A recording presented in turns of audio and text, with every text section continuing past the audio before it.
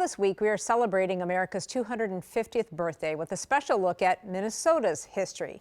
And what better place to start than the Minnesota History Center? But tonight, we're not going to the part that's open to the public. Boyd Hupert takes us behind the scenes for unique glimpses at some history in hiding.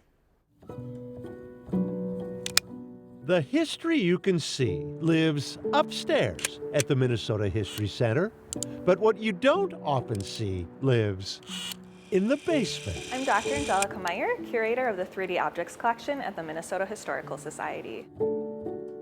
The basement is where they keep the things not currently on public display. I have 250,000 items in the 3D Objects Collection. Things So we have a really amazing silverware collection. with stories. Here we're looking at a belt with a belt buckle on here, and it's a little bit flattened here. And it's flattened there because this grape shot hit this soldier right in his belt buckle.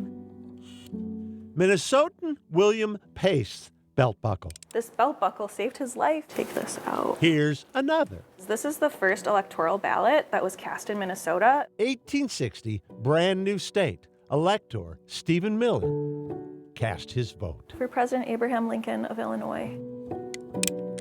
Stories of immigrants who arrived with trunks We can see Swedish-American line. and We've got his name here. their humanity. He started here as Beautiful Jay, Niles, and then, uh-oh, I'm running out of space, Who today can't relate? right? When you address an envelope to someone. I am Dr. Katie Mollerud, the curator of archaeology at the Minnesota Historical Society.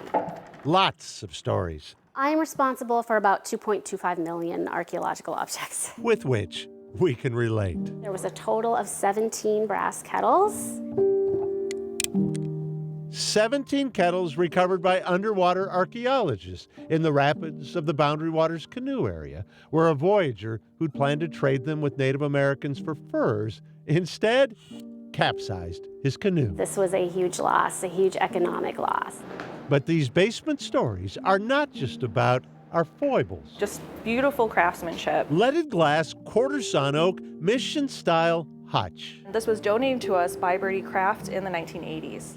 That's Birdie Craft as a student at Minneapolis North High, where she built it. Yes. What? Yes, in 1915. Beautiful stories. These are examples of Hmong textiles. Because art lives in the basement, too. My name is Chloe Cashman. I'm the program specialist for the Native American Artists in Residence program. This is the nettle before it's turned into cordage. Nettles, as in itchy and scratchy, till dried and repurposed by artist Fern Renville and her students to recreate a traditional Native American fishing net. Those are the sinkers, and then the floats are right here. Those women's suffrage banners, the same originals, are here in the basement, too. So this says, Mother is the best ever, but not good enough to vote. Stories of triumph.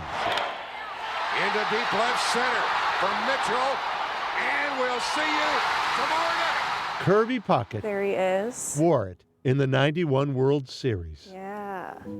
There has been a bridge collapse.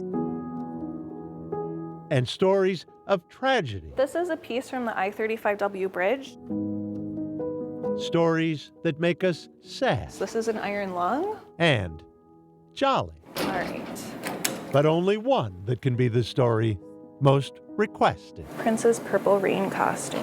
The jacket is made out of a purple moire silk. You can sort of see it's almost like waves. All the stories living here This was what Prince wanted to give. in Minnesota's This is another storage area. basement. As you can tell, we have a lot of open shelving here. So this is more like medium-sized objects. Boyd Hupert, Carol 11 News, Yeah, St. Paul. we just have a lot of really cool stuff here. Boy, they sure do. The Minnesota Historical Society has several events planned commemorating our nation's 250th birthday, plus 10 special road trips to mark the event. You'll find a link with all those details in the print version of this story on KARE11.com.